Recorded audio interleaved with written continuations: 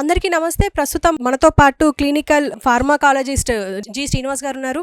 ఆయనతో మాట్లాడదాం. ఏంటంటే కోవిడ్‌కి సంబంధించి మనం చాలా అంటే 2020 నుంచి చాలామంది భయంతోనే చాలామంది చనిపోయారు. ఈవెన్ ఆహ్, వ్యాక్సిన్ ఏసుకోవాలి అన్న కూడా చాలామంది భయపడి పారిపోయిన వాళ్ళని కూడా చూసాం. గవర్నమెంటే చాలా మందిని తీసుకొచ్చి మరి వ్యాక్సిన్ ఏసిన వీడియోలైతే మనం చూస్తుండే. కానీ ఇప్పుడు ఏమైంది అంటే కోవాక్సిన్ తీసుకున్న వాళ్ళని పక్కన పెడితే కోవిషీల్డ్ తీసుకున్న వాళ్ళకి ఏదో సైడ్ ఎఫెక్ట్ వస్తుంది అని చెప్పేసి యూట్యూబ్‌లో గానీ, సోషల్ మీడియా మొత్తంలో ఎక్కడంటే అక్కడ వైరల్ అవుతుంది. అదే దీని గురించి చాలామంది భయపడుతున్నారు. ఎగ్జాక్ట్‌లీ ఏంటంటే దాని గురించి పూర్తిగా వివరించడానికైతే మనతో పాటు డాక్టర్ ఉన్నారు. సార్, అసలు ఈ కోవిషీల్డ్ వల్ల జరిగే ప్రచారం అది నిజమవునా? కాదా? ఒకవేళ ఆమె అంటే యూకేకి సంబంధించిన లేడీ తీసుకొచ్చిన మరి ఆ వార్త ఎంతవరకు కరెక్టు? వాళ్ళ హస్బెండ్‌కి రియల్‌గానే ఇలా జరిగిందా? లేకపోతే దీనివల్ల ఎంతమందికి ఎఫెక్ట్ అయ్యే అవకాశం ఉందా? సో ఏంటంటే మెయిన్‌గా మీరు అన్న కోవిషీల్డ్ ఏదైతే వ్యాక్సిన్ ఉందో దీన్ని యూకే లండన్ చెందిన ఆస్ట్రేలియన్ కంపెనీ అనేది దీన్ని తయారు చేయడం జరిగింది. సో దాంట్లో మన యొక్క ఇండియా లోపల పూణే చెందిన సీరమ్ ఇన్‌స్టిట్యూట్ ఏదైతే ఉందో సో మనకు ప్రొడక్షన్ చేసేసి సో ప్రపంచవ్యాప్తంగా దాదాపు 60-70% ఆఫ్ పాపులేషన్ అన్ని దేశాల లోపల యొక్క వ్యాక్సిన్ తీసుకున్నారు. సో దీంట్లో ఏంటంటే మెయిన్‌గా సైడ్ ఎఫెక్ట్స్ సంబంధించి దాంట్లో ఒక 51 మంది యూకేకి సంబంధించిన వాళ్ళు కోర్టుకెళ్ళినారు. సో దాంట్లో 12 మెంబర్స్ చనిపోయారు. సో ఆ చనిపోయిన దాంట్లో మేము కోవిషీల్డ్ తీసుకోవడం ద్వారా మాత్రమే మేము చనిపోయాం. మాకు థ్రాంబో ఎంబోలిక్ ఈవెంట్స్ వచ్చాయని చెప్పేసి వాళ్ళు కోర్టుకి వెళ్ళిన దాంట్లో భాగంగా సో కోర్టులు కోర్టు ఏం చెప్పిందంటే కోవిషీల్డ్ కంపెనీ ఆస్ట్రేలియన్ కంపెనీకి ఒక సైడ్ ఎఫెక్ట్స్ నిజమేనా కాదా అనే దానిపైన ఎవిడెన్స్‌తో పాటుగా మీరు సబ్మిట్ చేయమని చెప్పింది. సో కోర్టు ఆదేశాల మేరకు వాళ్ళు కొంత రీసెర్చ్ యాక్టివిటీస్ చేశారు. అని మళ్ళీ స్టడీ చేసి దాంట్లో ఏం తెలిసిందంటే రేర్ సైడ్ ఎఫెక్ట్స్ దీంట్లో థ్రాంబోసైటోపెనియా, థ్రాంబో ఎంబోలిక్ ఈవెంట్స్ వస్తాయని చెప్పేసి ఆస్ట్రేలియన్ కంపెనీ ఒప్పుకుంది. సో దీని ద్వారా ఏంటంటే మనం రక్తం గడ్డగట్టకపోవడము, సో బ్లీడింగ్ అవ్వడము, సో ఇట్లాంటి సింప్టమ్స్ అనేవి వస్తాయని చెప్పేసి వాళ్ళు చెప్పారు. సో మీద థ్రాంబోసైటోపెనియా ఏంటంటే ఒక రక్త కణాలు ఉంటాయి, మన ప్లేట్లెట్స్ ఉంటాయి. సో ప్లేట్లెట్స్ అనేవి తగ్గిపోతూ ఉంటాయి. సో తగ్గిపోవడం ద్వారా ఏంటంటే మనకు బ్లీడింగ్ అయ్యే అవకాశం ఉంటుంది. బ్లీడింగ్‌తో సో థ్రాంబోసిస్ రావడము, థ్రాంబోసిస్ లోపల బ్రెయిన్ స్ట్రోక్స్, మైక్రోల్ ఇన్ఫెక్షన్స్ రావడము, డీప్ వెయిన్ థ్రాంబోసిస్ లెగ్స్ లోపల రావడం. సో ఇట్లా థ్రాంబోటిక్ ఈవెంట్స్ అనేవి వస్తాయి. సో ఈ థ్రాంబోటిక్ ఈవెంట్స్ బ్రెయిన్‌లో వస్తే బ్రెయిన్ స్ట్రోక్ వస్తది. హార్ట్‌లో వస్తే హార్ట్ స్ట్రోక్ వస్తది. కిడ్నీలో వస్తే కిడ్నీ థ్రాంబోసిస్ అయితది. సో ఇట్లా ఈ ఈవెంట్స్ వస్తాయని చెప్పేసి ఆస్ట్రేలియన్ కంపెనీ ఒప్పుకుందనమాట. సో దీనిలో భాగంగా సో దాదాపు మనకు ప్రపంచంలో 60-70% ఆఫ్ పాపులేషన్ ఒక వ్యాక్సిన్ తీసుకున్నారు. సో ఇప్పుడు ఎగ్జిస్టింగ్ అయితే కోవిడ్ మనకు లేదు. ఎగ్జిస్టింగ్ కోవిడ్ లేదు. గతంలో తీసుకున్న వాళ్ళకి మాత్రమే ఒక సైడ్ ఎఫెక్ట్స్ గతంలో చనిపోయిన వాళ్ళు కావచ్చు. తర్వాత దీనిపైన వాళ్ళకి అనుమానాల కొద్దీ వాళ్ళు కోర్టు ఆదేశాల మేరకు అది ఈ సైడ్ ఎఫెక్ట్స్ వాళ్ళు కంపెనీ ఒప్పుకున్నది. సో దీనిలో ఇవి రేర్ సైడ్ ఎఫెక్ట్స్ అన్నట్టు. రెగ్యులర్ వచ్చేవి కాదు. రేర్ అంటే ఏంటంటే లక్ష లోపల ఒకరికి, 10 లక్షల లోపల ఇద్దరు ముగ్గురికి అట్లా. సో అందరికీ కోవిషీల్డ్ వ్యాక్సిన్ తీసుకున్న అందరికీ సైడ్ ఎఫెక్ట్స్ రావు. సో రేర్ అంటే చాలా ఎక్కువ లక్ష లోపల ఒకరిద్దరు రావడం దాన్ని రేర్ సైడ్ ఎఫెక్ట్స్ అంటాం. కామన్ అంటే ఏంటంటే 10లో ఒకరికి, 100లో ఒకరికి వస్తుంది. కామన్ సైడ్ ఎఫెక్ట్స్ అంటాం. సో అట్లా కాకుండా రేర్ సైడ్ ఎఫెక్ట్స్ వస్తాయని చెప్పేసి ఆస్ట్రేలియన్ కంపెనీ వాళ్ళు యాక్సెప్ట్ చేశారు కోర్టు ఆదేశాల మేరకు. కానీ అంటే ఇప్పుడు ఒక యూకేలోనేనా? లేకపోతే మన ఇండియాలో లేకపోతే ఇతర దేశాల్లో ఎక్కడైనా ఇలాంటి ఎఫెక్ట్స్ ఏమైనా కనిపించాయా? వ్యాక్సిన్ తీసుకున్న వాళ్ళు ఎవరైతే ఉన్నారో సో అందరికీ దాదాపు ఇప్పుడు ఒక 10 కోట్ల మంది వ్యాక్సిన్ తీసుకున్నారు అనుకోండి. 10 కోట్ల మందికి ఈవెంట్స్ రావు.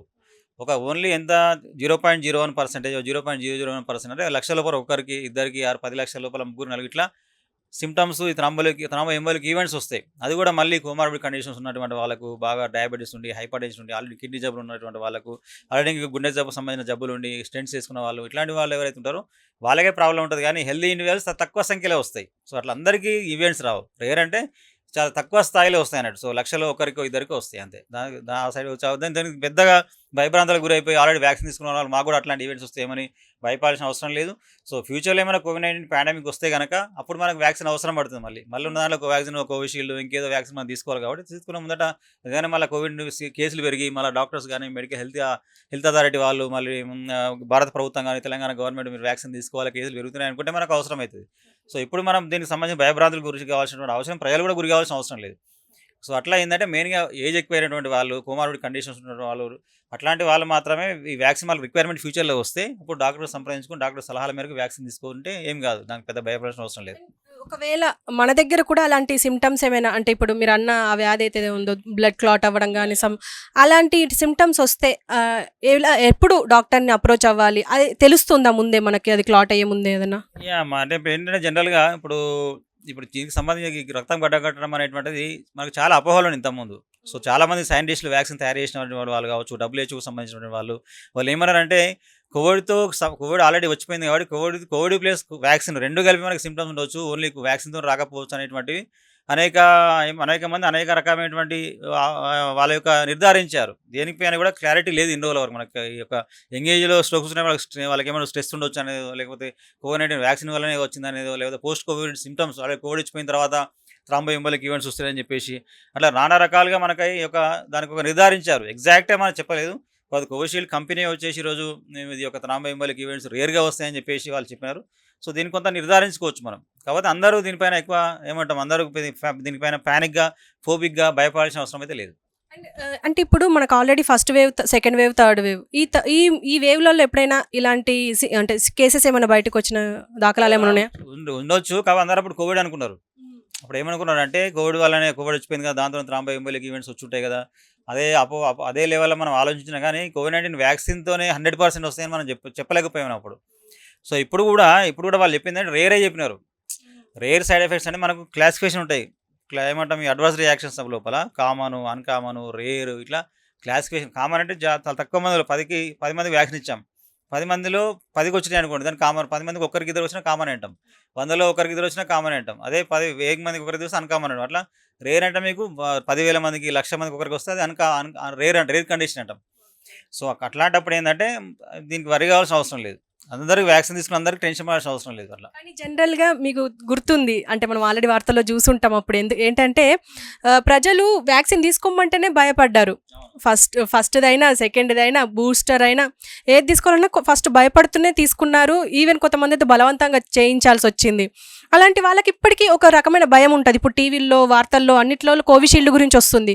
కోవాక్సిన్ కూడా ఇంతే అంటారా? అంటే కోవాక్సిన్ కూడా రేపు ఏమన్నా విడుదల చేసే అవకాశం ఉంది అంటారా? ఏం చెప్పలేము. పెట్టాలి అంటే ఇప్పుడు యూకేలో ఏంటంటే దాదాపు 51 మంది కోర్టుకు వెళ్ళారు కాబట్టి, కోర్టుకి వెళ్ళి వాళ్ళు యొక్క అజంప్షన్స్ వాళ్ళు ఇచ్చారు. మాకు మా వాళ్ళు చాలామంది 12 మంది చనిపోయినారు. సో, ఇది వ్యాక్సిన్ వల్లనే 100% చనిపోయారు కాబట్టి దీనిపైన మాకు క్లియర్ కట్‌గా ఇవ్వమని చెప్పేసి వాళ్ళు కోర్టుని అడిగారు. కోర్టు ఏం ఆదేశించింది, ఆస్ట్రేలియన్ కంపెనీకి మీరు దీనిపైన క్లారిటీ ఇవ్వండి అని చెప్పి కోర్టు ఆదేశించింది వాళ్ళకు. ప్రీవియస్‌గా చాలామంది చెప్పారు అప్పుడు ఆస్ట్రేలియన్ కంపెనీ ఒప్పుకోలే. లేదు దీనివల్ల సైడ్ ఎఫెక్ట్స్ రావని చెప్పేసి ఆస్ట్రేలియన్ కోవిషీల్డ్ కంపెనీ చెప్పింది.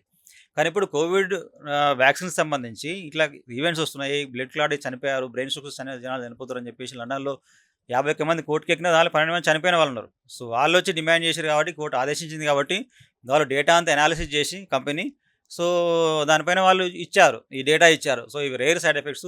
తక్కువ స్థాయిలో ఈ సైడ్ ఎఫెక్ట్స్ వస్తాయి సైడ్ ఎఫెక్ట్స్. కానీ అందరికి రావు. రేర్‌గా వస్తాయని చెప్పేసి వాళ్ళ యొక్క డేటాని వాళ్ళకు అధికారికంగా ప్రకటించారు. అయితే ఈ ప్రకటన మేరకు ఆల్రెడీ కోవిషీల్డ్ వ్యాక్సిన్ తీసుకున్నటువంటి వాళ్ళు దీని భయభ్రాంతులకు గురి కావాల్సిన అవసరం లేదు. ఆల్రెడీ మనం తీసుకొని 4 ఇయర్స్ అయిపోయింది, 3 ఇయర్స్ దాటిపోయింది. సో, ఇప్పుడు ఆ సైడ్ ఎఫెక్ట్స్ ఇప్పటిదాకా రావు. ఆల్రెడీ చనిపోయిన వాళ్ళకి, ఆల్రెడీ ఎఫెక్ట్ అయిన వాళ్ళకి మాత్రమే అది కోవిషీల్డ్ కంపెనీ కాస్ట్‌కి చెప్పింది తప్ప, అప్పుడు తీసుకున్న వ్యాక్సిన్ ఇప్పుడు వస్తదా అనేటువంటిది చాలా తక్కువ స్థాయిలో వస్తది. దాని గురించి మనం భయపడాల్సిన అవసరం లేదు. అండ్ అంటే ఒకవేళ రాకపోని కానీ ఆల్రెడీ ఒక భయం అనేది ఆల్రెడీ ఉండిపోయింది ప్రజల్లో. ఇప్పుడు వాళ్ళు తీసుకోవాల్సిన జాగ్రత్తలు యంగేజ్ వాళ్ళు ఎలాగో వర్కౌట్‌లో ఉంటారు. ఏంటంటే అటు ఇటు నడుస్తారు, ఆడుకోవడమో లేకపోతే ఈవెన్ పెద్దవాళ్ళైనా సరే ఏదో ఒక వర్క్‌లో ఉండిపోతారు. కానీ ఆఫ్టర్ 50, 60 తర్వాత వాళ్ళు ఎలాంటి జాగ్రత్తలు తీసుకుంటే మంచిదంటారు? అంటే వాళ్ళకే కదా బీపీ గానీ, గుండె జబ్బులు గానీ ఇలాంటివి ఎక్కువ ఉండేవి.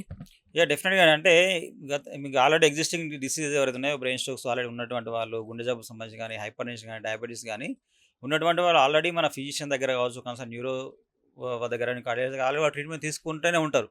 దీంట్లో మెయిన్‌గా ఏంటంటే రక్తం గడ్డకట్టకుండా వాళ్ళు ఆల్రెడీ యాంటీ ప్లేట్లెట్ డ్రగ్స్ కానీ, ఏమంటాం ఈ యాంటీ లిపిడమిక్ డ్రగ్స్ ఏవైతే ఆల్రెడీ డాక్టర్ ప్రిస్క్రైబ్ చేసిన వాళ్ళు కంటిన్యూ చేస్తూనే ఉంటారు కాబట్టి, వాళ్ళు పెద్దగా భయపడాల్సిన ఏం అవసరం లేదండి. గతంలో ఎవరైతే వ్యాక్సిన్ తీసుకొని షార్ట్ టర్మ్‌లో బ్రెయిన్ స్ట్రోక్స్, థ్రాంబోఎంబోలిక్ ఈవెంట్స్ వచ్చిన వాళ్ళు కోర్టుకెళ్లారు అంతే తప్ప, సో, ఆల్రెడీ ఎగ్జిస్టింగ్ ఎవరైతే మందులు వాడుతా ఉన్నారో, సో, వారి లోపల వచ్చే రేర్ సైడ్ ఎఫెక్ట్స్ అందరికి రావు.